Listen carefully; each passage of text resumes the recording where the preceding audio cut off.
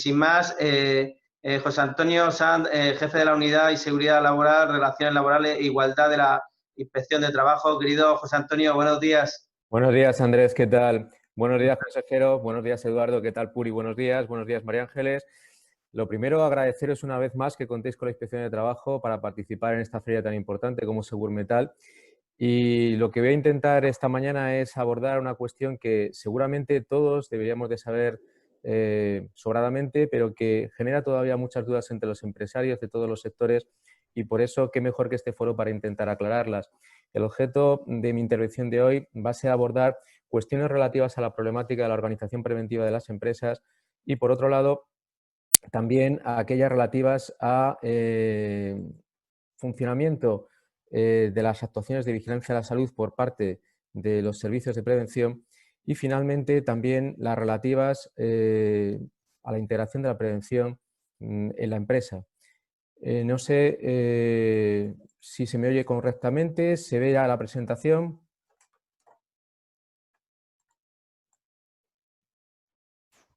Sí, José Antonio, Vamos se a te empezar. oye y se te ve la presentación. Correcto, vamos a empezar entonces.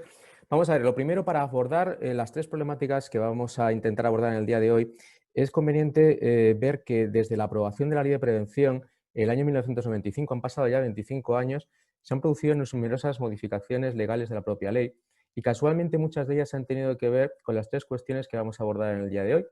Por un lado, la problemática de la organización preventiva de las empresas, sobre todo desde dos puntos de vista: la posibilidad de que los propios empresarios puedan asumir la prevención de sus empresas, o luego aquellos supuestos en los cuales recurren a servicios de prevención ajeno, y sobre todo la problemática derivada del cumplimiento tanto por parte de los servicios de prevención ajeno de las obligaciones pactadas en contrato, como por otro lado de las obligaciones que como empresario le corresponden a todas las empresas de acuerdo con el artículo 14 de la Ley de Prevención.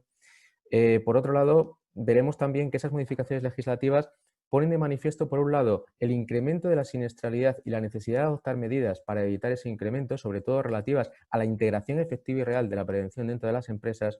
Y por otro lado, la última cuestión importante que ha generado mucha polémica en los últimos años es la vigilancia de la salud, y sobre todo la cuestión relativa a la voluntariedad o obligatoriedad de los reconocimientos médicos.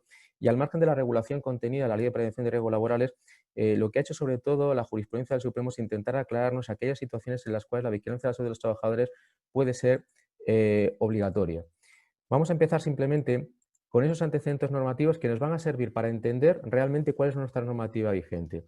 Fíjense, han pasado 25 años, pero ya en el año 2002, con el Acuerdo de la Mesa de Diálogo Social del 30 de diciembre y la Ley 54/2003, se puso de manifiesto tres cuestiones básicas, como les he comentado. Por un lado, la deficiente implantación de la organización preventiva en las empresas. Habían pasado 3 años, desde 4 años desde la aprobación del Reglamento del Servicio de Prevención y 7 años desde la aprobación de la Ley de Prevención, y ya se ponía de manifiesto esa problemática en cuanto a la implantación adecuada de las modalidades de organización preventiva de las empresas. Por otro lado, se ponía de manifiesto en aquella época que la integración de la prevención no era real y efectiva, era más formal que real, y por ello, muchas veces, eso suponía un incremento de la siniestralidad en algunos sectores, y el objetivo fundamentalmente de ese acuerdo era reducir la siniestralidad. Para ello, ya en el año 2003, a través de la Ley 54/2003, se introducen 4 modificaciones básicas. Por un lado, lo que se prevé es garantizar la integración efectiva de la prevención en la empresa. No basta con tener una organización preventiva, lo que se trata simplemente es que en todos los niveles jerárquicos de la empresa, todos los trabajadores, todos los responsables de la empresa, el propio empresario tenga conocimiento de las necesidades preventivas de su empresa, de los medios y recursos con los que cuenta y de cómo ha de gestionar esos recursos. Y por ello, fundamentalmente, se prevé un instrumento básico, que es el plan de prevención de las empresas. Pero es que además, aparte de ese plan, lo que se le recuerda al empresario, de acuerdo con la modificación introducida en el artículo 16.2, es la necesidad de que los dos instrumentos básicos para gestionar ese plan de prevención sean la evaluación de riesgos, donde identifique y valore los riesgos a los que están expuestos sus trabajadores, y la planificación de la actividad preventiva, donde recoja todas las medidas preventivas necesarias para controlar, reducir o eliminar esos riesgos, y sobre todo priorice la temporización en la cual, o el tiempo dentro del cual debe de aplicar esas medidas para corregir o eliminar esos riesgos. Por otro lado, se introduce también un apartado 6 en el artículo 24, relativo sobre todo a la necesidad de desarrollar reglamentariamente las obligaciones de coordinación en las empresas, entre el empresario titular y las empresas que concurran en su centro de trabajo. Todos conocemos sobradamente el Real Decreto 171/2004, que recoge ese desarrollo reglamentario que se prevé en el artículo 24.6. Y por último, sobre todo, de cara a garantizar la integración de la prevención en las empresas, surge una figura importante, la figura del recurso preventivo. artículo 32 bis de la Ley de Prevención, que a su vez en la disposición adicional 14ª de la Ley 3195 se prevé también su implantación en las obras de construcción.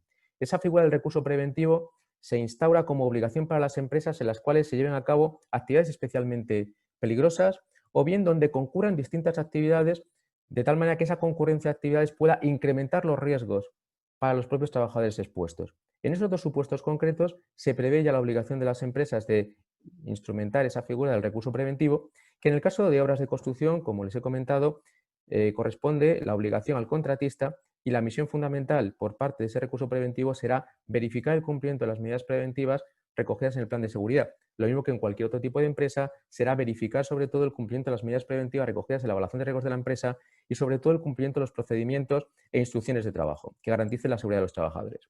Saltamos 3 años para adelante y nos vamos a la Estrategia Española de Seguridad y Salud en el Trabajo de 2005 a 2008 y el Plan para mejorar la seguridad y salud en el trabajo y reducir la siniestralidad laboral. Una vez más, los objetivos ponen de manifiesto que la normativa aprobada en el año 2003 no es suficiente. Siguen existiendo altos niveles de siniestralidad, es necesario reforzar el cumplimiento por parte de las empresas de la normativa de prevención de riesgos laborales y además, sobre todo, favorecer en las empresas la participación de los trabajadores y de sus representantes. Y una vez más, se produce una modificación legislativa, en este caso introducida por el Real Decreto 604/2006, en el cual se incluye el artículo 1.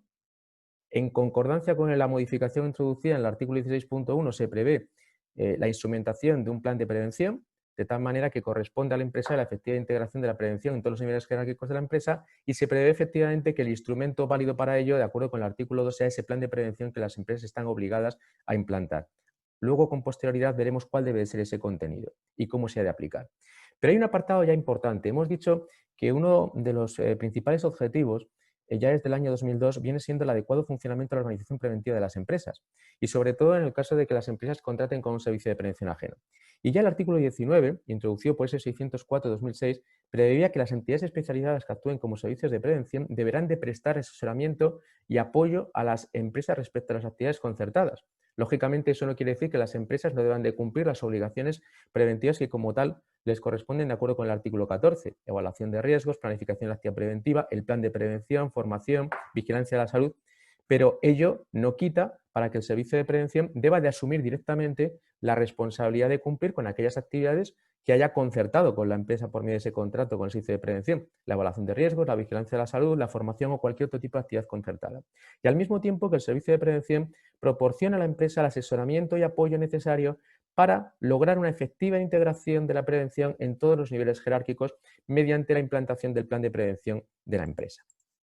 Aparte de todo ello, el Real Decreto 604/2006 lo que hace también es delimitar muy bien cuáles deben de ser las obligaciones del servicio de prevención. A través del contrato con el servicio de prevención es, en este caso la empresa como cliente y el servicio de prevención, quienes deben de instrumentar aquellas obligaciones dentro de cada una de las especialidades preventivas que, sin perjuicio de la responsabilidad de la empresa, asume el servicio de prevención. ¿Qué actividades va a realizar dentro de cada una de las especialidades que conocemos? Seguridad, higiene, ergonomía y psicosociología y vigilancia de la salud. De tal manera que, por un lado, se debe de recoger en ese contrato las especialidades concertadas, las actividades, los medios con los que cuenta el servicio de prevención para llevarlas a cabo y, sobre todo, debe de incluirse en todo caso, ya en aquella época, en el 2006, como obligación del servicio de prevención, valorar la efectiva integración de la prevención en la empresa dentro de todos sus niveles jerárquicos, mediante la implantación de las medidas preventivas que sean necesarias en función de los riesgos existentes. Es decir, es fundamental ya no solamente que la empresa integre la prevención en su propia empresa, sino que además el servicio de prevención valore si esa integración es eficaz y real. Y por último, como les he dicho anteriormente, el artículo 32 bis ya incluía la obligación de las empresas de articular dentro de esa obligación de integración de la prevención de la actividad preventiva en todos sus niveles jerárquicos la figura del recurso preventivo.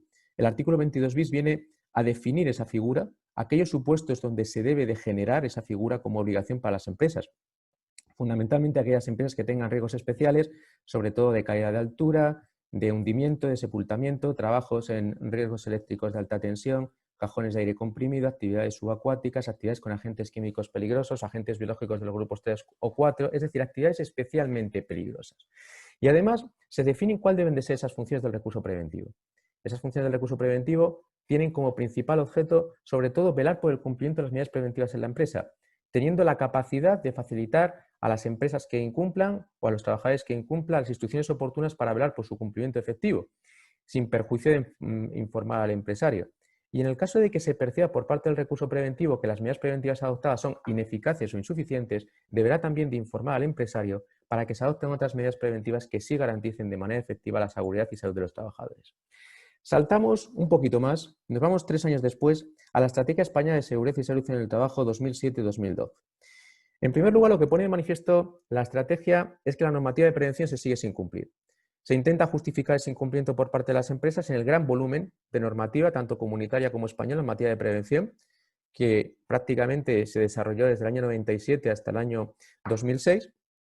Y luego también la inadecuación que existe en las empresas entre los recursos propios desde el punto de vista preventivo y los recursos ajenos. Es decir, lo que se le recuerda a las empresas es que, sin perjuicio de que puedan contratar su actividad preventiva con un servicio de prevención ajeno, tienen que integrar la prevención en la empresa y para ello deben de tener trabajadores designados con suficiente formación que conozcan las medidas preventivas a implantar, los procedimientos de trabajo y las prácticas preventivas seguras, y para ello deben de estar adecuadamente formados. También se establece la necesidad de mejorar las condiciones en las que se lleva a cabo la vigilancia de la salud de los trabajadores, al margen de que tenga carácter voluntario o obligatorio. Y por otro lado también, una vez más, se pone de manifiesto una falta de integración real y efectiva de la prevención en la empresa. Se apela otra vez más a que la prevención debe ser real, efectiva y no burocrática y formal. Y esa propia estrategia pone de manifiesto 2 objetivos prioritarios. Por un lado, cómo se puede conseguir que las empresas cumplan con las medidas preventivas y lleven a cabo una adecuada integración. Se intenta facilitar el cumplimiento de las obligaciones de las empresas y para ello se les permitirá que mediante un único documento puedan integrar en él el plan de prevención, la evaluación de riesgos y la planificación activa preventiva, siempre que se trate de empresas de menos de 50 trabajadores y que además no se encuentren incluidas en el anexo 1 del Real Decreto 39/97, es decir, no lleven a cabo actividades especialmente peligrosas. Por otro lado, tienen que tener, como hemos dicho, menos de 50 trabajadores, pero además se les permite que en el supuesto de que por cualquier razón puedan asumir actividades propias en materia preventiva, queden excluidas de auditoría. Saben ustedes que cualquier empresa que tenga constituido un servicio de prevención propio, mancomunado o que lleve a cabo actuaciones al margen del servicio de prevención ajeno, debe de llevar a cabo una auditoría externa de esas actividades realizadas. En este caso, se considera que si las empresas son de menos de 50 trabajadores y no llevan a cabo actividades del anexo 1, podrán estar exentas de esa obligación también. Además, se facilita la posibilidad de que los empresarios directamente puedan asumir la prevención de sus empresas, su organización preventiva. Luego veremos cómo, siempre que tengan menos de 10 trabajadores, que tengan capacidad suficiente para llevarla a cabo, es decir, una formación suficiente y adecuada, y que esa capacidad esté en función de los riesgos de su empresa y del número de trabajadores de la misma. Y por último, además, se facilitan herramientas para que los propios empresarios puedan llevar a cabo esa gestión de su organización preventiva y puedan autoevaluar los riesgos de su empresa. También luego lo analizaremos con posterioridad. El objetivo 2 va dedicado sobre todo a mejorar el funcionamiento de las entidades que actúan como servicios de prevención. Por un lado, se intenta potenciar que aquellas empresas que, aunque no estén obligadas porque no tengan más de 500 trabajadores o más de 250 trabajadores si se trata de actividad de especial riesgo, no tengan obligación de constituir un servicio de prevención propio, pero se trata de fomentar la creación de organizaciones preventivas propias por parte de las empresas, sin perjuicio de lo cual también se incentiva la contratación de trabajadores con suficiente formación para que lleven a cabo funciones de gestión preventiva de las empresas para garantizar la efectiva integración de la prevención en las mismas. Pero fundamentalmente también se trata de mejorar la actuación de los servicios de prevención. Se trata de incrementar los niveles de calidad y eficacia de sus actividades. Se trata de que sus medios humanos y materiales sean adecuados a las actividades que se comprometen a realizar en las empresas en función del número de trabajadores de cada una de ellas y en función de los riesgos a los que están expuestos esos trabajadores. Y sobre todo, muy importante, se intenta que dentro del contrato que se fija entre la empresa y el servicio de prevención ajeno queden delimitadas las obligaciones y responsabilidades entre empresa y servicio de prevención de manera clara, sobre todo aquellas actividades preventivas que el servicio de prevención se compromete a realizar de acuerdo con el presupuesto pactado en relación a esa empresa. Y por último, una vez más, se pone de manifiesto el inadecuado funcionamiento de las actividades de especialidad de vigilancia de la salud y fundamentalmente lo que se trata de garantizar es que se mejore ese servicio de vigilancia de la salud por parte de los servicios de prevención ajeno y sobre todo mejorar la formación de especialistas en medicina del trabajo, dada la escasez que ya en aquella época y aún hoy existe de ese tipo de profesionales. Aparte de todo ello, aparte de esos objetivos, se produce un desarrollo legal de esa estrategia, que viene marcado por la Ley 25/2009.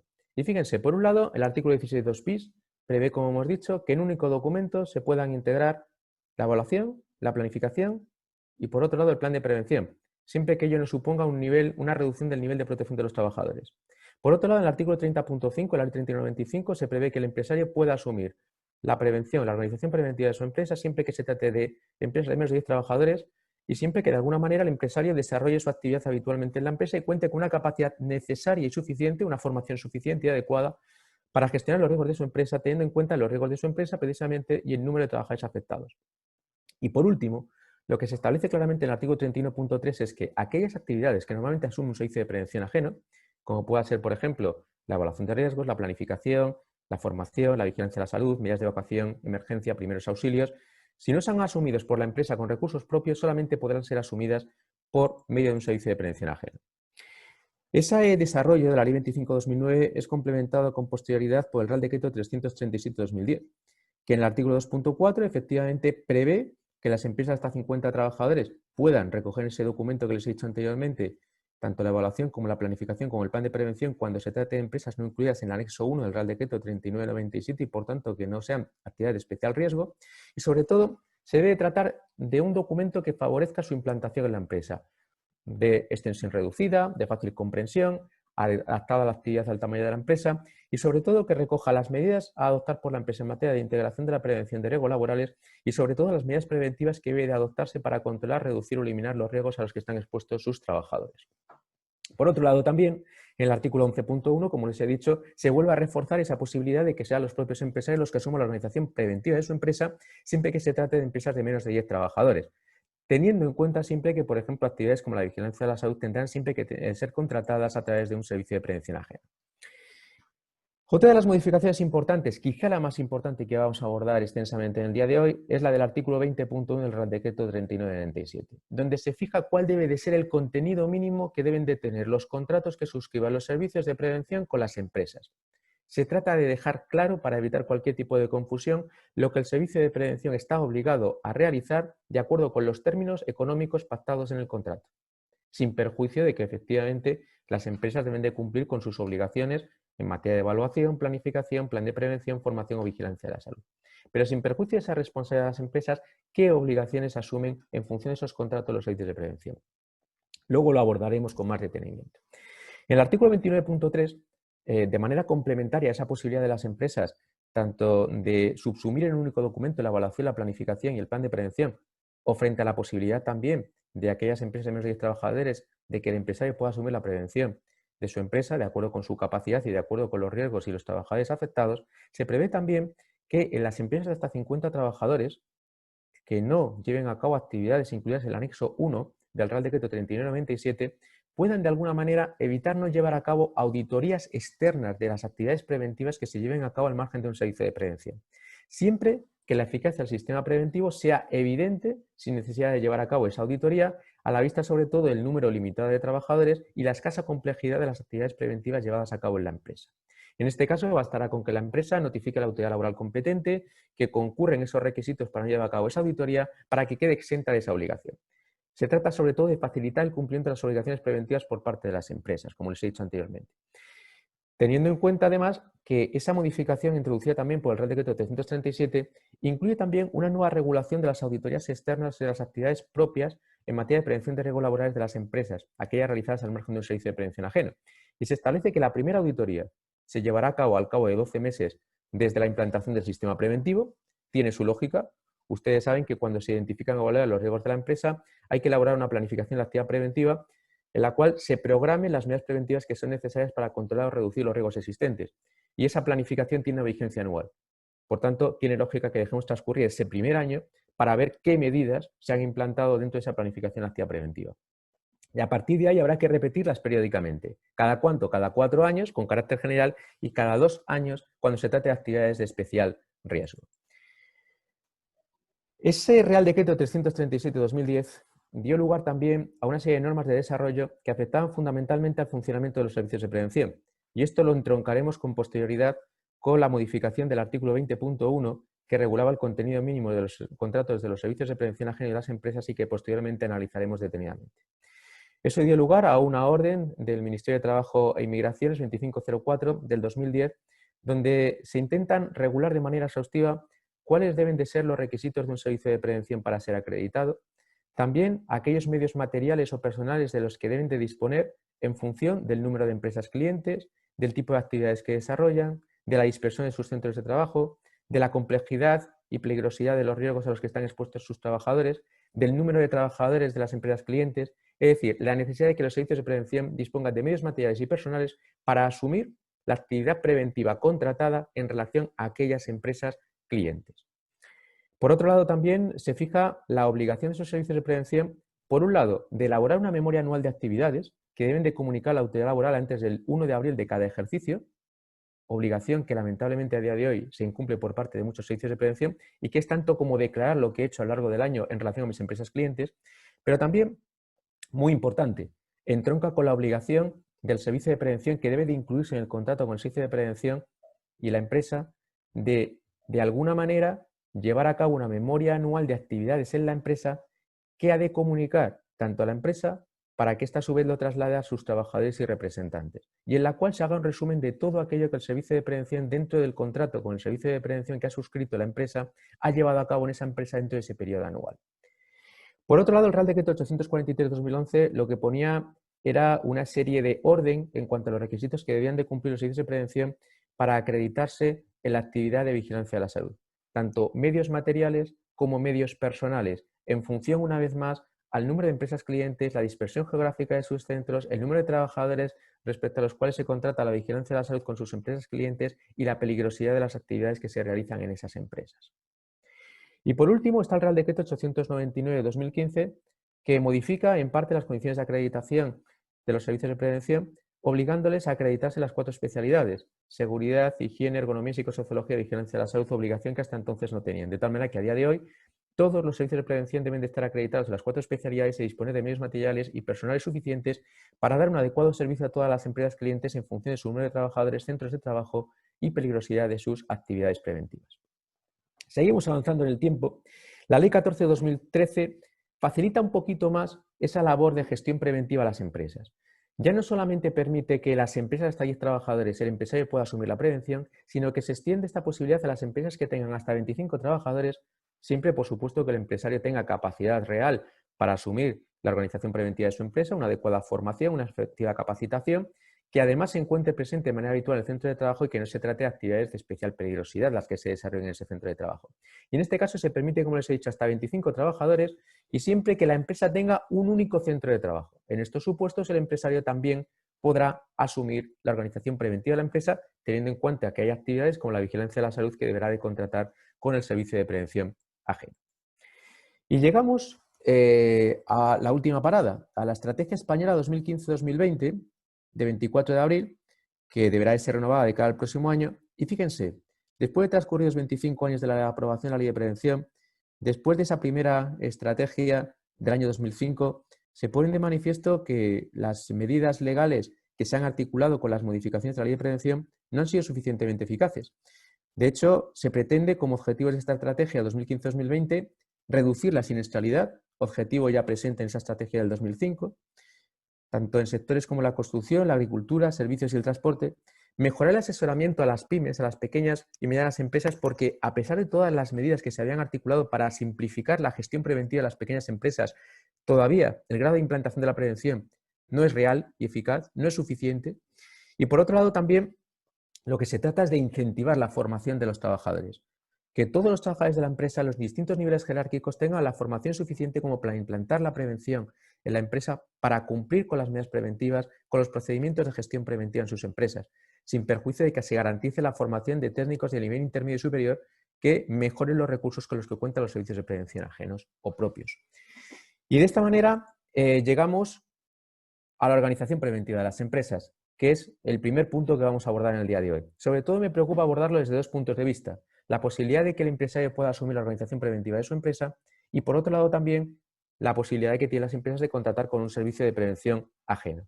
Vamos a empezar primero por las distintas modalidades de organización preventiva. Como ustedes bien saben, reguladas en el artículo 30 de la Ley de Prevención y en el artículo 10 del Reglamento de los Servicios de Prevención, Puede asumir la prevención el empresario, como hemos visto anteriormente, ahora lo analizaremos. Puede el empresario designar a uno o varios trabajadores con capacidad y formación suficiente que presten servicio en ese centro de trabajo y que tengan tiempo suficiente para dedicar a esas actividades preventivas. Pueden constituir un servicio de prevención propio. Aquellas empresas que tienen más de 500 trabajadores están obligadas a ellas, y aquellas que tienen más de 250 trabajadores también estarán obligadas a ello si llevan a cabo actividades especialmente peligrosas del anexo 1. En este caso, los servicios de prevención propio, de las 4 especialidades que antes les he dicho, deberán de asumir al menos 2. Y luego también cabe la constitución de servicios de prevención mancomunados, en los cuales deberán de asumir al menos 3 de las especialidades que antes les he dicho, teniendo en cuenta que deberán de disponer de medios suficientes y adecuados, tanto técnicos como personales, para asumir esas obligaciones derivadas de las especialidades asumidas dentro del servicio de prevención. Las actividades no asumidas, lógicamente, por un servicio de prevención propio o un mancomunado deberán de ser contratadas con un servicio de prevención ajeno. Y luego también cabe la posibilidad de que se pueda recurrir a la contratación de distintas especialidades con distintos servicios de prevención, pero teniendo en cuenta la importancia que en este caso tiene la coordinación entre los distintos servicios de prevención en cuanto a las distintas actividades preventivas que desarrollen en la misma empresa. Vamos con la primera posibilidad, la asunción de la organización preventiva por el empresario. Luego abordaremos la problemática del contrato del servicio de prevención. Como les he dicho, reproducimos lo anteriormente, he dicho, cabe la posibilidad de que el empresario asuma la prevención de su empresa cuando se trate de empresas hasta 10 trabajadores o hasta 25 trabajadores si se trata de empresas con un único centro de trabajo. En este caso es necesario que el empresario preste su actividad de forma habitual en la empresa, es necesario que tenga una capacidad suficiente, una formación suficiente en función de las actividades que deba de realizar y en función de los riesgos de la empresa. Luego veremos los distintos niveles formativos que existen y para qué tipo de actividades preventivas habilita cada uno de los niveles formativos. Y luego, por supuesto, que no se trate de actividades que se encuentren incluidas en el anexo 1, donde se trata de recoger aquellas actividades especialmente peligrosas. Y por último, lógicamente, la vigilancia de la salud y aquellas otras actividades preventivas que no asuma el empresario deberán de ser contratadas con un servicio de prevención ajeno. Precisamente para facilitar de alguna manera que los empresarios pudieran asumir la organización de sus empresas, la disposición adicional tercera de la Ley 25/2009 articuló un plan de asesoramiento técnico, dotando al empresario de una serie de herramientas de autoevaluación que faciliten que el propio empresario pueda identificar los riesgos de su empresa, evaluarlos e implantar las medidas preventivas sin necesidad, por tanto, de recurrir a un servicio de prevención ajeno.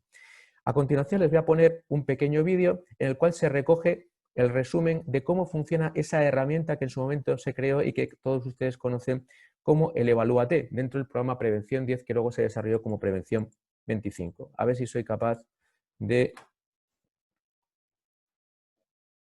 Ahí la tienen. Bienvenidos a Prevención10.es. Vamos a ver cómo podemos obtener nuestro plan de prevención con Evalúate de una forma rápida y sencilla. Primero, entramos en la plataforma y elegimos nuestro rol, invitado o usuario. En ninguna de las opciones nos pedirán datos personales. A continuación, indicamos que queremos hacer el plan de prevención y que seremos nosotros mismos los que haremos la evaluación de riesgos. En el siguiente paso, seleccionamos nuestra actividad.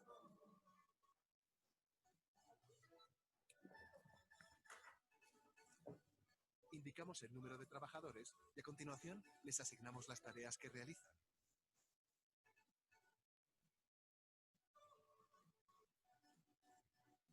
Y ya lo tenemos todo listo para realizar la evaluación. Solo tenemos que responder sinceramente a las preguntas que nos plantean. ¿Y qué ocurre cuando se detecta algún riesgo?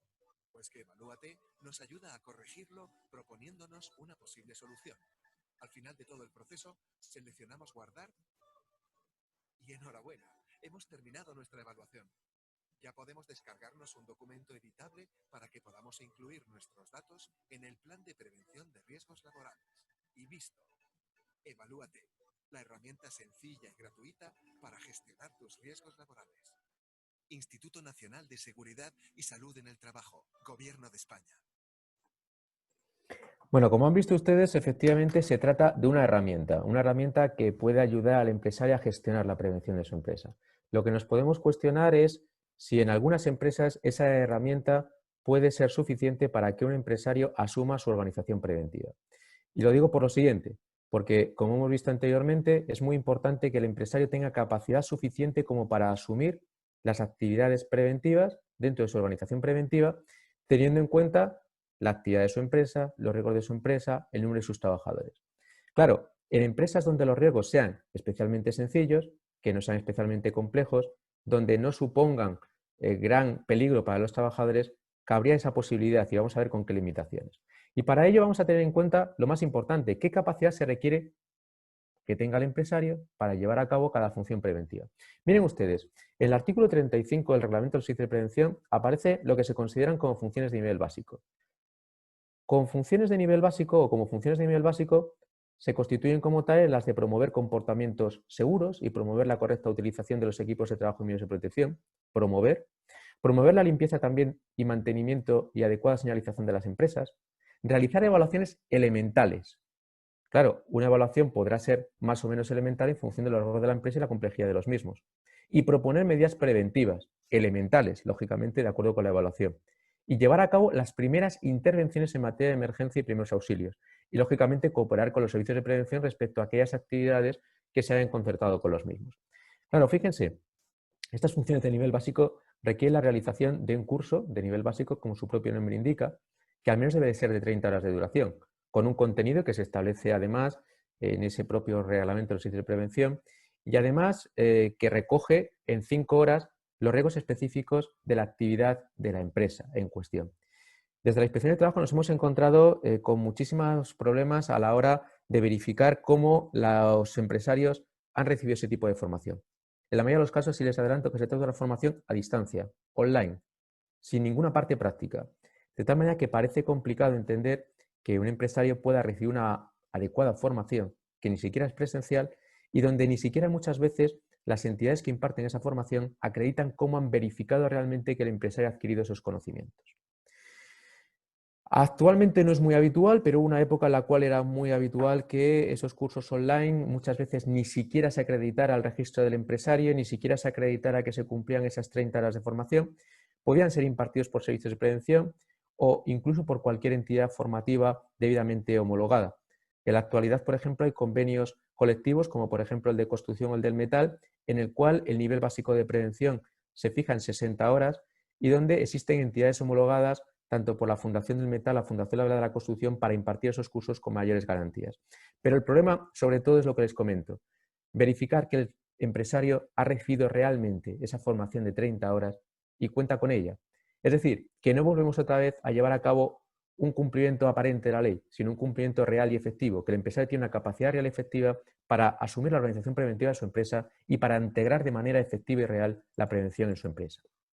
Funciones de nivel intermedio. Aquí ya no solamente se promueve la prevención y la integración, ya se pueden realizar evaluaciones más allá de las elementales, salvo aquellas que estén reservadas a técnicos de nivel superior. Claro, en el momento en que la evaluación pone de manifiesto la existencia de riesgos ergonómicos, de riesgos higiénicos, de riesgos psicosociales, es necesario realizar evaluaciones mediante estrategias de muestreo que solamente quedan reservadas a técnicos de nivel superior. Y piensen ustedes en todas aquellas empresas donde pueden existir ya no solamente riesgos ergonómicos que pueden requerir ese tipo de evaluaciones, o riesgos psicosociales que requieren una evaluación de riesgos psicosociales, o riesgos biológicos, o por ejemplo riesgos de higiene industrial, temperatura, humedad, ruido, vibraciones, iluminación, sino que además existen equipos de trabajo que deben de ser evaluados desde el punto de vista de sus condiciones, de sus riesgos, de sus mantenimientos adecuados. Es decir, actividades de evaluación de especial complejidad que deberían de quedar reservadas a técnicos de nivel superior. Y luego, por otro lado, desde el nivel intermedio sí se puede realizar información básica, elemental, no formación especialmente compleja en relación a riesgos específicos del puesto de trabajo. Y luego, por otro lado, se puede vigilar, eso sí, el cumplimiento de la planificación de la actividad preventiva, dirigir las actuaciones en caso de emergencias y primeros auxilios, no solamente llevar a cabo las primeras, sino dirigirlas y cooperar con el servicio de prevención. El problema del técnico de nivel intermedio es que en la actualidad, para poder obtener esta titulación, se trata de una formación de nivel profesional que efectivamente se imparte también por parte de entidades homologadas y tiene una duración de 300 horas. Y luego, por otro lado, nos encontramos con las funciones de nivel superior, que son las que tienen todos los técnicos superiores en prevención de riesgos laborales. Se trata en este caso de un curso de nivel superior, después de una titulación universitaria, y que sí en este caso permite realizar cualquier tipo de evaluación, aunque requieran estrategias de mediciones y muestreos, o en los que no se produzca una interpretación mecánica de los criterios de evaluación y resultados. Es decir, cualquier tipo de evaluación específica de las que conocemos habitualmente en relación a los riesgos ergonómicos, higiénicos, psicosociales o biológicos. Por otro lado, cabe, por supuesto, planificar cualquier tipo de actividad preventiva en cualquier tipo de riesgo, actividades de formación a cualquier tipo de nivel y, sobre todo, también, en el caso de los médicos del trabajo, actividades de vigilancia y control de la salud de los trabajadores. Es decir, lo que les quiero poner de manifiesto con esto es que no es fácil encontrar actividades preventivas donde el empresario pueda asumir la organización preventiva de su empresa con una capacidad suficiente, real y efectiva. Sin perjuicio de que, aunque lo trate de asumir, existen algunas actividades preventivas, quizá la formación e información de sus trabajadores y sobre todo la vigilancia de la salud, que de todas maneras tendrá que contratar con un servicio de prevención ajeno. Fíjense una cosa, como les he dicho, el Prevención 10 no deja de ser, junto con la Autoevalúate o el Evalúate, una herramienta de gestión preventiva, de implantación de la prevención de la empresa que puede ser muy útil. Pero claro, se basa en las declaraciones del trabajador, en este caso del empresario. Se basa también, ahora como veremos, en simplemente una serie de propuestas que debe de implantar el empresario de la empresa y que a veces a lo mejor ni siquiera sabe cómo implantar. Ahora lo analizaremos con posterioridad. En todo caso, es evidente, como les he dicho, que en el caso de que el empresario asuma su organización preventiva, estaría exento de auditar las actividades preventivas que realiza al margen del servicio de prevención. Estaríamos dentro del supuesto del artículo 29.3, en el cual efectivamente son empresas de menos de 50 trabajadores, empresas que no están incluidas en el anexo 1, donde se recogen las actividades especialmente peligrosas y que, por tanto, la eficacia del sistema preventivo, dada la poca complejidad de las actividades preventivas y el número reducido de trabajadores, pues quedaría de manifiesto sin necesidad de llevar a cabo esa auditoría. Con lo cual, sí es verdad que no sería necesaria esa auditoría externa. Pero el problema es lo que les he comentado, la eficacia. Vamos a ver, miren, desde la Inspección de Trabajo, cuando muchas veces dentro de las campañas de gestión preventiva de las empresas hemos solicitado la documentación relativa a la gestión preventiva de las mismas y hemos comprobado que son los propios empresarios los que gestionan la prevención, lo primero que hemos pedido son esos cursos de formación. Insisto, nos hemos encontrado con un montón de irregularidades en cuanto a cómo se han impartido, si realmente se han impartido, cómo se ha evaluado al empresario. Es decir, han sido un cumplimiento formativo más formal que real. Con lo cual, si no tengo una formación real, es difícil que pueda asumir la gestión preventiva, la organización preventiva de mi empresa de manera adecuada. Luego, por otro lado, cuando se ha utilizado la herramienta del Evalúate, a veces no ha sido cumplimentada por el propio empresario. Nos hemos encontrado con que incluso las propias asesorías la han cumplimentado directamente por encargo de los empresarios, sin ningún curso de formación, por supuesto. Y luego, además, partimos de que la herramienta funciona en función de los datos transmitidos. Si no son reales y efectivos, difícilmente podemos hablar de que la herramienta pueda funcionar de manera adecuada. Y luego, además, se fijan en la herramienta una serie de riesgos por sectores, pero no tienen en cuenta la particularidad de cada empresa, la particularidad de cada centro de trabajo, de sus equipos de trabajo, de las instalaciones de cada empresa. Es un análisis de riesgos más general que específico. Y, por supuesto, no tiene en cuenta ya no solamente los riesgos asociados a la utilización de equipos de trabajo, medios auxiliares concretos, sustancias químicas concretas, sino tampoco riesgos ergonómicos, higiénicos y psicosociales que requieren una evaluación específica mayor. Y por último, tampoco, por supuesto, se puede hablar de que ese empresario que tenga esa formación de nivel básica pueda llevar a cabo en muchos casos una formación teórica y práctica adecuada en relación a esos riesgos higiénicos o ergonómicos o en relación a los equipos de trabajo que se puedan utilizar. Y por supuesto, como les he dicho, en todo caso habría que contratar la actividad o actividades de vigilancia de la salud. Vamos a entrar ahora en los supuestos en los que se contrata la actividad preventiva con los servicios de prevención. Para empezar, les recuerdo el artículo 19. El artículo 19 que antes hemos analizado decía que las entidades especializadas que actúen como servicio de prevención prestan una labor de asesoramiento y apoyo respecto a las actividades contratadas, sin perjuicio de las obligaciones que asume el empresario de acuerdo con el artículo 14. Es decir, el empresario tiene que tener organizada preventivamente su empresa, tiene que realizar una evaluación, una planificación, un plan de prevención, una formación, una vigilancia de la salud. Pero el servicio de prevención debe de responder de aquellas actividades que haya incluido en el contrato. La evaluación, la vigilancia de la salud, la formación, la información, la actividad de planificación de la actividad preventiva y, sobre todo, deberá de asumir el desarrollo de todas aquellas actividades concretas recogidas en el contrato sin perjuicio de asesorar al empresario para llevar a cabo una adecuada integración de la prevención en la empresa. Yo siempre he dicho que el documento de plan de prevención debe ser realizado por la empresa, no por el servicio de prevención, pero sí con el asesoramiento e informe del servicio de prevención. Pero debe ser redactado, elaborado e implantado por la propia empresa. Por otro lado, El artículo 31.3 dice que los servicios de prevención deben de estar en condiciones de proporcionar el asesoramiento e informe a las empresas en relación a las actividades contratadas, en concreto respecto al plan de prevención, evaluación de riesgos, planificación, información, prestación de primeros auxilios y planes de emergencia y vigilancia de la salud. Lógicamente, siempre que estén incluidas en el concierto que se ha suscrito con la empresa. El contenido del contrato, que esto sí que me preocupa especialmente. Como han visto, el Real Decreto 337 de 2010 estableció la obligación de que en el contrato con el servicio, entre el servicio de prevención y la empresa se fijara un contenido mínimo. Un contenido mínimo que es necesario respetar de manera literal y que se sigue sin respetar después de 10 años. Fíjense, dice el artículo 20, dicho concierto consignará como mínimo los siguientes aspectos, como mínimo. Es decir, estos aspectos deben de recogerse en todo contrato. Es más, como yo siempre digo, no se trata de contratos de 10, 15, 20, 30 páginas, se trata de contratos que recojan estos requisitos mínimos que establece el artículo 20, porque si no, el servicio de prevención estará incumpliendo la obligación que señala ese propio artículo 20 de recoger en ese contrato como mínimo ese contenido. ¿Y qué contenido? Por supuesto, los datos del servicio de prevención, los datos de la empresa y de cada uno de sus centros de trabajo. En el caso de que sean obras de construcción, los datos de cada una de las obras de construcción incluidas en el concierto. La empresa debe de incluir todas las obras dentro del concierto para que la actividad preventiva cubra todas esas obras en las que preste servicio. Por otro lado, muy importante, cada una de las especialidades, seguridad, higiene, ergonomía, psicosociología aplicada y vigilancia de la salud, teniendo en cuenta también que además debe de concretar aquellas actividades que se van a realizar en relación a cada una de ellas y el programa anual de actividades en relación a cada una de ellas. En relación a la actividad de seguridad en el trabajo, si se concierta la especialidad de seguridad en el trabajo, será necesario el compromiso del servicio de prevención, literalmente el compromiso del servicio de prevención de identificar, evaluar y proponer las medidas correctoras en relación a los riesgos existentes, teniendo en cuenta las condiciones de las máquinas, equipos, instalaciones y la verificación de su mantenimiento adecuado. Eso debe de quedar reflejado en la evaluación de riesgos respecto a la parte de seguridad en el trabajo. Lógicamente, lo que no quedará incluido dentro de ese concierto son las obligaciones en materia de certificación e inspección industrial de esos equipos de trabajo e instalaciones. Eso será otro tipo de competencia que no corresponde al servicio de prevención. Pero el servicio de prevención deberá de evaluar los equipos de trabajo, las instalaciones, los locales, los lugares de trabajo, así como las condiciones de los mismos. Higiene industrial. En este caso, también se establece el compromiso del servicio de prevención de identificar, evaluar y proponer las medidas correctoras en relación a los riesgos existentes.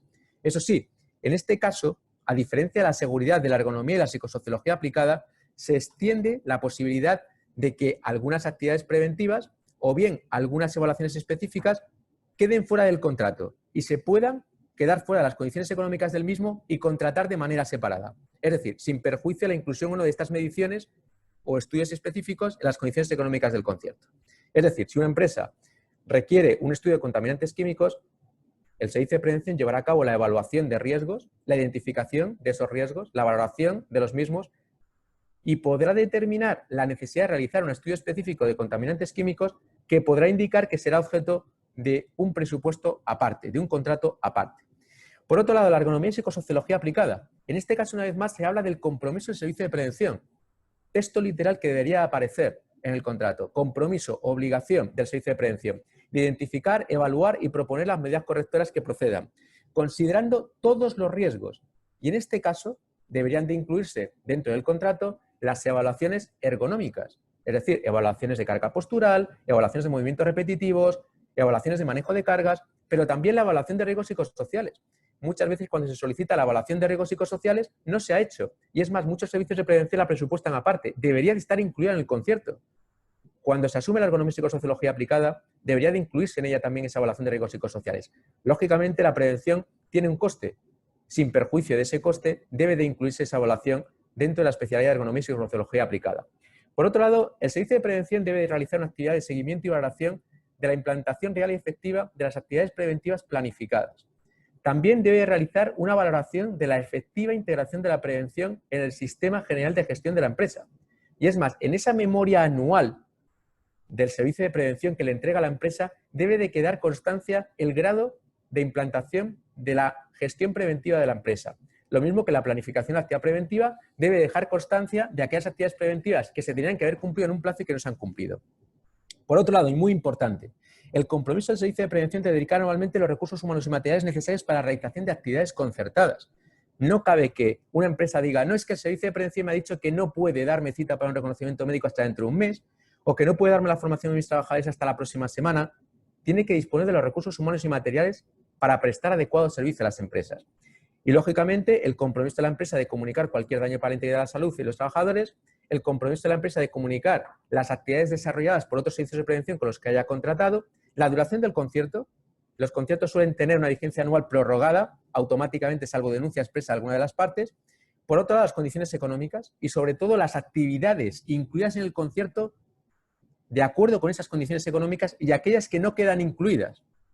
Y lo más importante, fíjense en el último apartado, las actividades preventivas legalmente exigibles y no cubiertas. Estas son las que le tienen que importar a la empresa. La empresa tiene que cubrir, organizar toda su actividad preventiva respecto a todas las actividades legalmente exigibles. Si no lo hace, su organización preventiva es incompleta. ¿Qué ocurre en este caso? Pues que, lógicamente, tendrá que contratar con otro servicio de prevención o con el mismo servicio de prevención esas actividades no cubiertas inicialmente. Lo que no cabe es que en un concierto de un servicio de prevención se pongan actividades legalmente exigibles que no son exigibles a una empresa. Piensen en un comercio cuando en un contrato se encuentran como actividad legalmente exigibles un documento de transporte de mercancías peligrosas o bien un plan de seguridad, como se encuentran en muchos conciertos de prevención, porque lamentablemente son documentos genéricos. Y aquí lo que se está diciendo en el artículo 20.1 es que son documentos específicos, hechos a medida de las necesidades de cada empresa, con un coste económico concreto y señalando las actividades incluidas y las actividades legalmente exigibles no incluidas. Y, por otro lado, dos obligaciones básicas. La memoria anual que los servicios de prevención deben de comunicar a la autoridad laboral en relación a todas las empresas y la memoria anual que el servicio de prevención debe de comunicar a su empresa respecto a las actividades realizadas en la misma. Fíjense una cosa, muchos empresarios dicen, al margen de lo que ha hecho el servicio de prevención, acaba sancionándome la inspección de trabajo. Efectivamente, la obligación es del empresario, la obligación de tener una organización preventiva adecuadamente constituida, la obligación de realizar una evaluación de riesgos, la obligación de realizar la formación e información a sus trabajadores, la vigilancia de la salud. Pero en el caso de que la autoridad laboral competente no reciba determinadas comunicaciones por parte del servicio de prevención, por ejemplo, esas memorias anuales que deben de comunicarse, o bien en relación a las prórrogas de sus autorizaciones como servicio de prevención, cabe una sanción que es grave de 2.046 a 40.985 euros. Pero fíjense el 12.22 de la Ley de Prevención, del texto refundido de la Ley de Infracciones y Sanciones del Orden Social. Será infracción grave de los servicios de prevención incumplir las obligaciones derivadas de las actividades correspondientes a los servicios de prevención respecto de sus empresarios. Si el servicio de prevención incumple alguna de las actividades concertadas, sin perjuicio de la sanción que pueda recibir la empresa, también podrá ser sancionado el servicio de prevención. Y sin perjuicio que si la empresa considera que el servicio de prevención ha incumplido el contrato, pueda también exigirle responsabilidades civiles. Vamos a pasar muy de puntillas por la integración de la prevención, sobre todo partiendo de que en todas las empresas tenemos que tener en cuenta los principios generales de la acción preventiva. Evitar los riesgos, evaluar los riesgos inevitables, adaptar el trabajo a las condiciones físicas del trabajador y a sus capacidades en cuanto al diseño del puesto, los equipos de trabajo adecuados a las condiciones del trabajador, el establecimiento de procedimientos de trabajo seguros, tener en cuenta la evaluación de la técnica, sustituir lo peligroso por lo que no sea peligroso, planificar la prevención teniendo en cuenta, por un lado, las necesidades de producción, pero por otro lado también las condiciones de trabajo, sobre todo desde el punto de vista del trabajador. Si los horarios son adecuados, si el trabajador tiene descansos adecuados entre jornadas y semanales, los turnos de trabajo, la exposición a agentes físicos o higiénicos peligrosos y, sobre todo, que se implantan procedimientos de trabajo seguros que no ponen en riesgo la integridad física de los trabajadores. Por otro lado, hay que implantar medidas que antepongan las medidas de protección colectiva a las individuales. Sobre todo, muy importante, la formación teórica y práctica de los trabajadores para que sepan cumplir con las medidas preventivas en su puesto de trabajo. Y muy importante, la prevención en la empresa tiene que tener en cuenta las distracciones o meras imprudencias de los trabajadores. También en este caso puede haber responsabilidad por parte del empresario en caso de un accidente, de acuerdo con el 15.4 de la Ley de Prevención. Y por último, como les he dicho, en materia de integración de la prevención, las empresas tienen la obligación de elaborar un documento conocido como plan de prevención. Las empresas, no el servicio de prevención. El servicio de prevención asesora e informa a las empresas redactan el documento. En ese documento hay que recoger los datos de la empresa, las de sus centros de trabajo, las características de su actividad, su estructura preventiva, qué trabajadores asumen funciones en materia preventiva, qué funciones asumen, qué formación tienen para ello, los procedimientos de trabajo e instrucciones técnicas que garanticen que las actividades en la empresa se realicen de manera segura, los procedimientos en materia de gestión preventiva, cómo se lleva a cabo la formación de los trabajadores, cómo se les proporciona la información, cómo se evalúan los equipos de trabajo y las sustancias químicas, cómo existe esa coordinación con el servicio de prevención y, sobre todo, la empresa debe disponer de medios materiales suficientes como para implantar la prevención en su empresa. Y, por último, vamos a hablar de otro aspecto importante, la gestión de la vigilancia de la salud de las empresas. ¿La vigilancia de la salud es voluntaria? ¿Es obligatoria? Pues al principio han existido muchas dudas. Yo creo que poco a poco, como les he dicho, la jurisprudencia del Tribunal Supremo va aclarándonos muchas cosas, aparte de algunos aspectos que ya estaban claros por parte de nuestra legislación. El artículo 22 de la Ley de Prevención establece con carácter general que la vigilancia de la salud es voluntaria. Solamente establece 3 excepciones. Cuando sea necesario, por la peligrosidad de las actividades, ver cómo los riesgos del puesto de trabajo pueden incidir en la salud de los trabajadores, o bien cuando sea necesario verificar si el estado de salud del trabajador puede constituir un riesgo para él mismo o para el resto de trabajadores de la empresa, estamos hablando de trabajadores sobre todo especialmente sensibles, o bien simplemente cuando lo determine una normativa legal o reglamentaria. La vigilancia de la salud incluirá una vigilancia inicial para incorporarse el trabajador al puesto de trabajo, una evaluación de la salud de aquellos trabajadores que reanuden su actividad después de un periodo prolongado de baja. Muchas veces esta obligación es sometida por parte de las empresas. Tras un largo periodo de baja hay que verificar nuevamente si el estado de salud de los trabajadores es compatible con los riesgos de su puesto de trabajo antes de que se incorporen al mismo. Y luego, por otro lado, una vigilancia de la salud periódica. ¿Periódica cada cuánto? El Servicio de Prevención, Especialidad de Vigilancia de la Salud, el Departamento de Vigilancia de la Salud, elaborará una planificación de la vigilancia de la salud donde determinará en qué puestos el reconocimiento médico es obligatorio, en qué puestos es voluntario, si la vigilancia de la salud se debe realizar de manera periódica, anual, bianual o con qué periodicidad. Y lo más importante, qué protocolos sanitarios son necesarios aplicar en función de los riesgos específicos existentes y la fecha concreta en la que se han de realizar esos reconocimientos médicos. Fíjense, hemos dicho que la vigilancia de la salud es obligatoria cuando le establezca una normativa de rango legal. Artículo 243 del texto refundido de la Ley General de la Seguridad Social, que lo que hace es nuevamente reproducir lo que ya decía el texto refundido del año 94. Y dice claramente, todas las empresas que hayan de cubrir puestos de trabajo con riesgos de enfermedades profesionales están obligadas a practicar un reconocimiento médico previo a la admisión de trabajadores que hayan de ocupar aquellos y a realizar reconocimientos médicos periódicos. ¿Esto qué quiere decir? Que basta simplemente con consultar el anexo 1 del Real Decreto 1299 de 2006, donde se establece el cuadro de enfermedades profesionales, para ver si efectivamente en ese cuadro, en relación a alguna enfermedad profesional, se recoge una actividad de las desarrolladas en la empresa que provoque riesgos asociados a la enfermedad profesional que aparece recogida. Les pongo un ejemplo. Por ejemplo, enfermedades como la bursitis, como la epicondilitis, como el túnel carpiano, están asociadas a riesgos ergonómicos. Si en mi empresa llevo a cabo actividades que implican riesgos de manejo de cargas, posturas forzadas o movimientos repetitivos, parece obvio que en estos casos, de acuerdo con el 243, el reconocimiento médico es obligatorio, porque mi actividad genera riesgos que están relacionados con enfermedades profesionales que efectivamente se recogen en ese cuadro de enfermedades profesionales del anexo 1 del Real Decreto 1299 de 2006. ¿Qué ocurre en el caso de que la empresa no cumpla con esa obligación? El incumplimiento por parte de la empresa de la obligación de efectuar los reconocimientos médicos previos o periódicos la constituyen responsable directa de todas las prestaciones que se puedan derivar en el caso de enfermedad profesional del trabajador derivada de la exposición a esos riesgos no habiendo sido sometido a vigilancia de la salud. ¿Y qué dice el Tribunal Supremo y el Tribunal Constitucional? Y con esto termino. Miren, la sentencia del Tribunal Constitucional 197-2004 lo primero que defendía era la voluntad de los reconocimientos médicos y que solamente eran obligatorios cuando resultasen imprescindibles para valorar los efectos que las condiciones de trabajo tenían en la salud de los trabajadores. El ejemplo de esta sentencia es el de una azafata de tierra de una compañía aérea que no tenía riesgos especiales dentro de su puesto de trabajo y que se somete voluntariamente a un reconocimiento médico. Un reconocimiento médico que debe de ser además informado. ¿Eso qué quiere decir? Que el trabajador debe de prestar su consentimiento informado sabiendo con qué finalidad se van a utilizar los datos médicos que se van a obtener y que lo único que se trata es de preservar su salud respecto a los riesgos de su puesto de trabajo. ¿Qué ocurre? A esta azafata efectivamente se le dice que la finalidad del reconocimiento médico es verificar su estado de salud en relación a los riesgos de su puesto. Pero una vez realizadas las pruebas analíticas de sangre y de orina, se detectan restos de droga en su sangre y en su orina. La empresa utiliza esos datos médicos para adoptar una medida disciplinaria que es el despido. La trabajadora reclama contra el despido y el Tribunal Constitucional la acaba declarando nulo, porque la trabajadora no fue informada de que los datos médicos obtenidos iban a ser utilizados con otra finalidad que no fuera la de verificar su estado de salud en relación a los riesgos de su puesto. En este caso fueron utilizados para despedirla. Con lo cual tiene que existir una proporcionalidad entre la medida, la vigilancia de la salud, y el impacto que tiene la intimidad del trabajador. Debe ser necesario para verificar el estado de salud y que no ha sido perjudicado por las condiciones de trabajo. Y siempre debe de existir un interés prioritario. Frente a la intimidad del trabajador existe un interés preponderante: garantizar la salud del propio trabajador y de los demás trabajadores que puedan trabajar con él.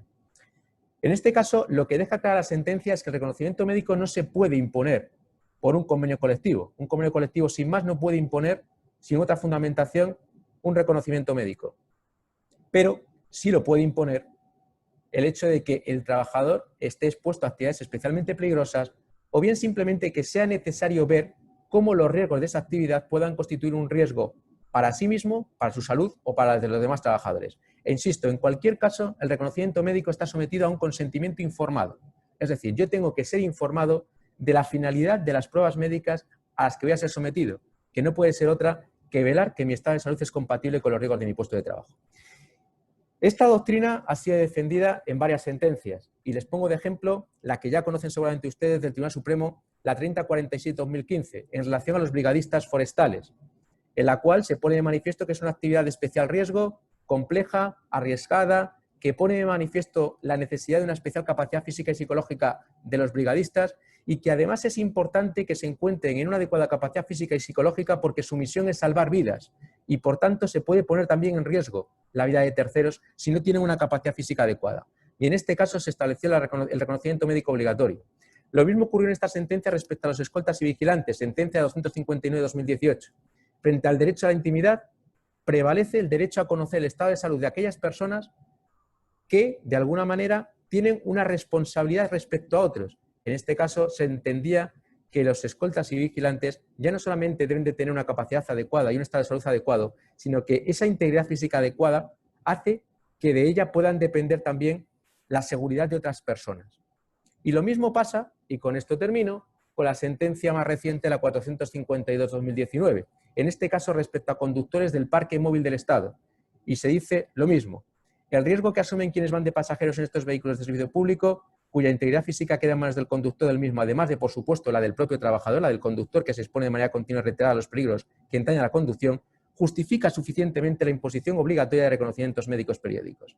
Concluyendo, la vigilancia de la salud será obligatoria cuando lo determine una norma como el 243 del texto refundido de la Ley General Social, o, por ejemplo, el 396-2006 en materia de amianto, o el 287-2006 en materia de trabajadores expuestos a riesgo, o el 664-97 en relación a trabajadores expuestos a agentes biológicos, o el 374-2001 respecto a trabajadores expuestos a agentes químicos. Trabajadores expuestos a riesgos que establecen en relación a los mismos las normas reguladoras de los mismos, de esas actividades, la obligatoriedad del reconocimiento médico. O bien simplemente cuando sea necesario ver si esos riesgos del puesto de trabajo pueden provocar daño en el estado físico del trabajador o en la de otros trabajadores, o bien simplemente cuando se trata de salvaguardar la salud del trabajador o la de otras personas con las que puede concurrir en su puesto de trabajo. Muchas gracias a todos por su atención.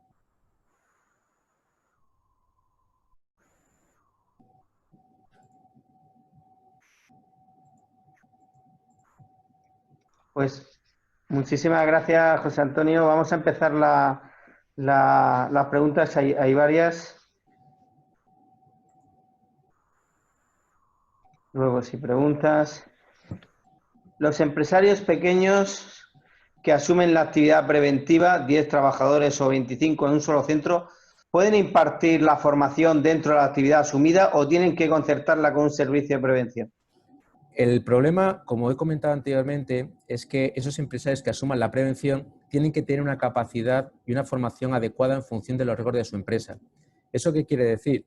Eso quiere decir que si yo tengo una formación de nivel básico 30 horas y en mi empresa, por ejemplo, tengo riesgos ergonómicos, riesgos higiénicos, riesgos asociados a la utilización de equipos de trabajo, no voy a tener la capacidad suficiente como para proporcionar una formación suficiente y adecuada, teórica y práctica, como exige el artículo 19, a esos trabajadores. Con lo cual tendré que acabar contratando como un servicio de prevención. Al final, mi capacidad, desde el punto de vista de la formación de la que dispongo, tiene que estar en función de los riesgos de mi empresa. Si en mi empresa prácticamente no tengo riesgos, pensemos en un pequeño comercio de hostelería o bien simplemente en un pequeño comercio al por menor, pues lógicamente me puede valer con esa formación de nivel básico. El problema es cuando en mi empresa utilizo equipos de trabajo con riesgos específicos, medios auxiliares complejos, cuando tengo riesgos ergonómicos, insisto, manejo de cargas, posturas forzadas, movimientos repetitivos, o bien simplemente cualquier otro tipo de riesgo grave que exija especialmente una capacidad superior, bien de nivel intermedio, 300 horas o superior, que ya requeriríamos un máster de prevención para poderla llevar a cabo. Con lo cual va a estar en función de los riesgos de cada empresa. Empresas con poco riesgo podría ser viable. En el caso de empresas con mayores riesgos, parece que debería ser complementada o bien recurrir efectivamente a un servicio de prevención que imparta esa formación. Muchas gracias.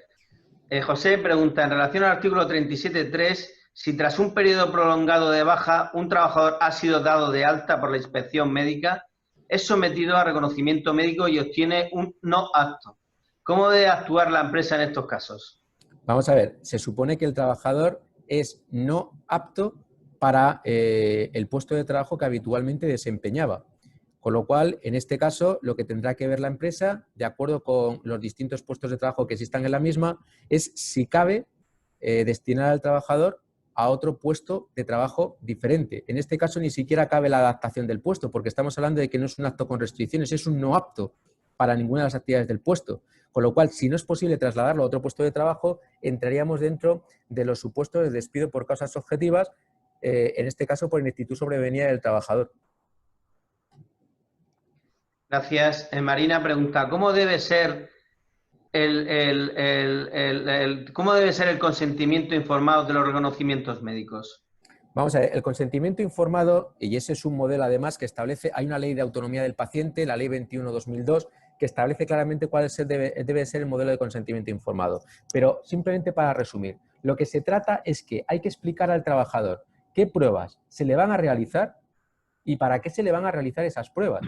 Para que yo preste mi consentimiento sobre algo, tengo que saber sobre qué algo presto mi consentimiento. Mire usted, dentro de su reconocimiento médico, le vamos a hacer estas pruebas porque se le va a hacer un reconocimiento médico específico, en el cual se van a aplicar unos protocolos médicos en función de los riesgos de su puesto de trabajo. Riesgos ergonómicos, riesgos de trabajo en altura, riesgo de ruido, y en función de esos protocolos le vamos a realizar determinadas pruebas que exige cada uno de ellos. Y respecto a esas pruebas, quiero que usted preste su consentimiento, entre otras cosas porque la finalidad con la que se le van a realizar es para ver que su estado de salud es compatible con esos riesgos que acabo de comentar, con los riesgos propios de su puesto de trabajo. Por ejemplo, como he comentado, los riesgos ergonómicos, riesgo de ruido, riesgo de escasa iluminación, riesgo de trabajos en altura, riesgo de asma, el que sea. Gracias. Marina dice, ¿qué pasa si el trabajador, a pesar de ser obligatorio el reconocimiento, se niega a hacerlo? Pregunta muy recurrente.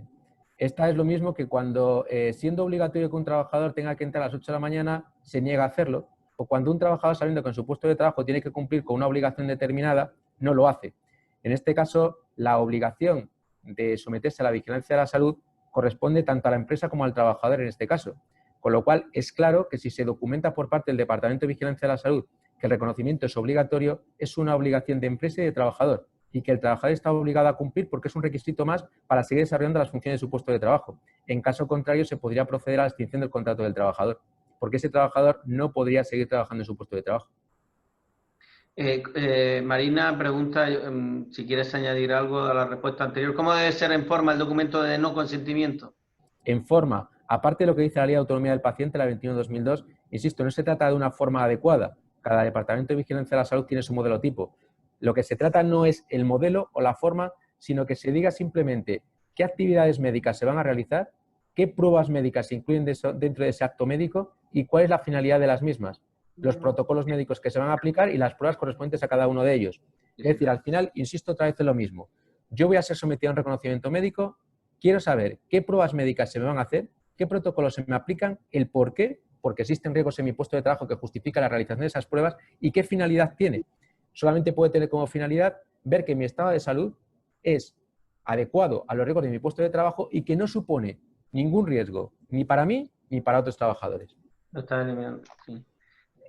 La siguiente pregunta es, ¿todos los estudios ergonómicos específicos, sin contar con la identificación de los riesgos, en la evaluación de riesgo han de estar incluidos en el presupuesto inicial dado por el servicio de prevención o Sí. pueden ser presupuestados aparte como, No. como los higiénicos? No, sí, vamos a ver, hay una cosa. Lo que tenemos que tener claro es que el artículo 20 es un contenido mínimo.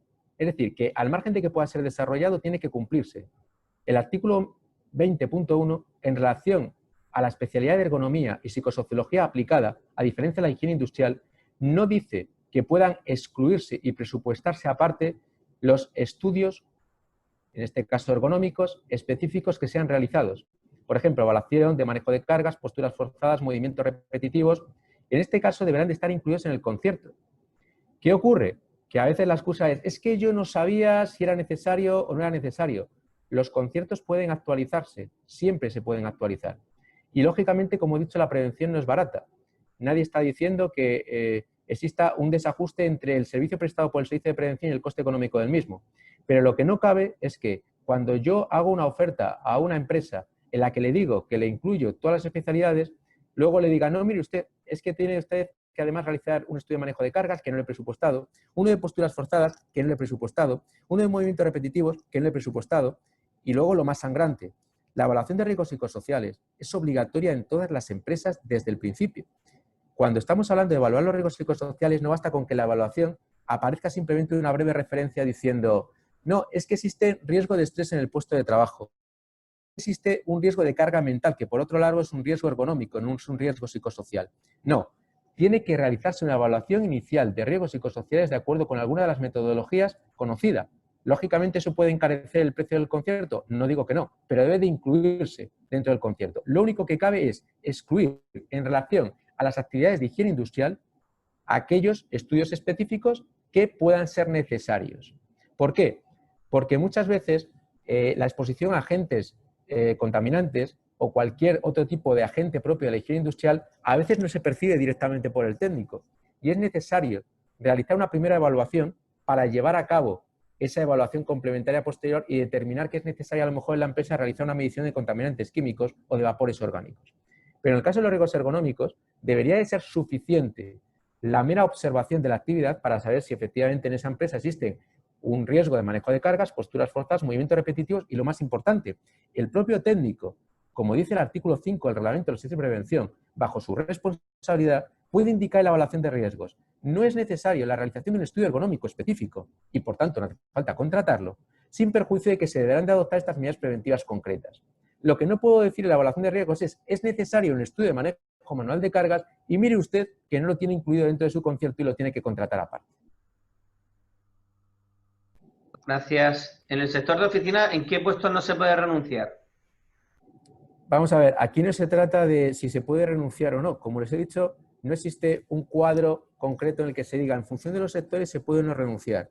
Vamos a ver, es el Departamento de Vigilancia de la Salud, en el que en la planificación de la vigilancia de la salud debe de fijar aquellos puestos en los que los reconocimientos son obligatorios, teniendo en cuenta a los trabajadores que prestan servicio en esos puestos y su estado de salud, cualquier tipo de patología que pueda de alguna manera agravarse por los riesgos del puesto, y luego también los que tienen que tener en cuenta los riesgos de ese puesto. En un puesto de oficinas podemos tener riesgos psicosociales, podemos tener efectivamente riesgos ergonómicos, sobre todo desde el punto de vista postural, sobre todo desde el punto de vista de exposición a pantalla y visualización de datos.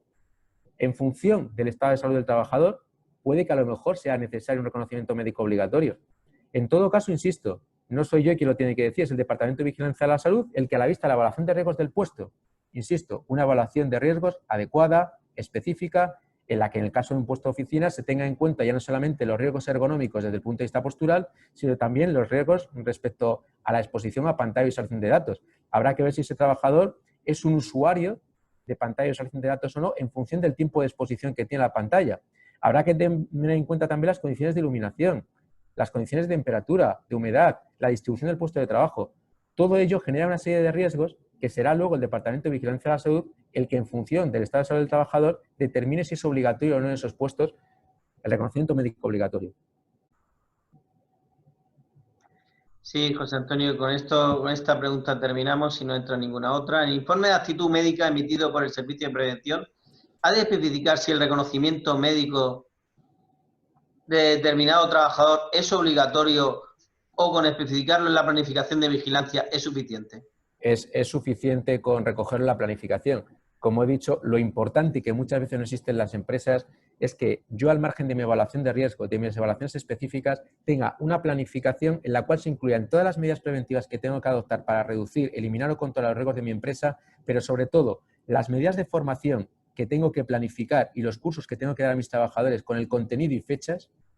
Y luego, por otro lado, en materia de vigilancia de la salud, como he dicho, lo más importante es planificación de la vigilancia de la salud respecto a cada trabajador, indicando si es obligatorio o no su reconocimiento, los protocolos aplicables en función de los riesgos de su puesto y luego, por otro lado, la fecha en la cual se va a realizar el reconocimiento, y teniendo en cuenta además que en esa planificación vamos a incluir los reconocimientos médicos periódicos, porque los iniciales no se planifican, los iniciales se deben de realizar cuando el trabajador se incorpora a la empresa.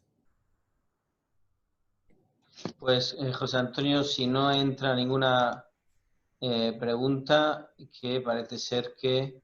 Bueno, hay otra. El otro día el ministro el ministro Illa comentó que no tenía policía bastante para vigilar las cenas de Navidad, como es lógico, por otra parte. Sí. ¿Por qué los empresarios somos responsables de cumplir y hacer cumplir y vigilar y hacer de policías de la prevención? ¿Por qué los empresarios? Vamos a ver, yo lamentablemente no puedo cambiar las normas. Se supone que cuando uno constituye una empresa es porque decide no ser solamente trabajador autónomo, sino que decide convertirse en empresario. Y por tanto, asume una serie de obligaciones. Ya no solamente producir, sino también tengo que pagar a mis trabajadores, tengo que cotizar todos los meses a la Seguridad Social, tengo que cumplir con mis obligaciones fiscales y, por supuesto, tengo que cumplir con mis obligaciones preventivas. Las obligaciones que corresponden a un empresario las fijo yo. Las fija la legislación vigente en cada una de las materias, en materia fiscal, en materia laboral, en materia de prevención de riesgos laborales. Y parece obvio que sea el empresario el que deba de garantizar que sus trabajadores dispongan de unas condiciones de seguridad en su puesto de trabajo adecuadas para evitar accidentes. Entre otras cosas, por una simple razón, porque siempre se ha hablado de los costes de la prevención y de la no prevención. La no prevención, el no adoptar esas medidas, va a conllevar en muchos casos accidentes de trabajo, enfermedades profesionales, que al margen de las posibles actas de infracción de la Inspección de Trabajo pueden conllevar ya no solamente responsabilidades civiles o penales, sino una cosa que se llama recargo de prestaciones, en virtud de la cual muchas empresas tienen que asumir costes económicos que muchas veces, prácticamente la totalidad de las ocasiones, son muy superiores a la inversión que tiene que hacer en medidas preventivas. Por eso, la ventaja de la prevención frente a la no prevención. Insisto, el que es empresario, lo mismo que un autónomo prácticamente no tiene obligaciones en materia preventiva más que las obligaciones de coordinación de actividades empresariales, el que se convierte en empresario sabe que tiene que asumir una serie de obligaciones y, por tanto, no solamente en materia fiscal, laboral, seguridad social, sino también en materia de prevención de riesgos laborales. Pues, José Antonio, terminamos con todas las preguntas respondidas. Muchísimas gracias. Gracias a ti. Gracias por tu colaboración y, sobre todo, tu compromiso con los trabajadores y las empresas. Haces una labor mucho más sencilla y aclaratoria de lo que tú dices de la ley. Que, al fin y al cabo, la Inspección de Trabajo, jueces, etcétera, os dedicáis a aplicar la ley, pues la ley no la hacéis vosotros, la hace el legislador, pero gracias a charlas como esta, pues las empresas tienen un mayor conocimiento de ella y se aclaran. Se trata sobre todo, Andrés, que la imagen que tengan las empresas de la Inspección de Trabajo es que no solamente, como la pregunta anterior, está para sancionar, sino que también está para informar a las empresas de cómo cumplir de la mejor manera con sus obligaciones. Y por eso te agradezco que nos invites a este tipo de foros para poder realizar el trabajo que más nos gusta, que es el de informar a la gente sobre cómo pueden cumplir con esas obligaciones antes de llegar a actuaciones inspectoras donde a lo mejor no existe tanto margen de maniobra de informar y tenemos que adoptar otro tipo de medidas. Gracias por todo. Gracias a vosotros. Sí, efectivamente. Y además es una labor que agradece mucho a las empresas.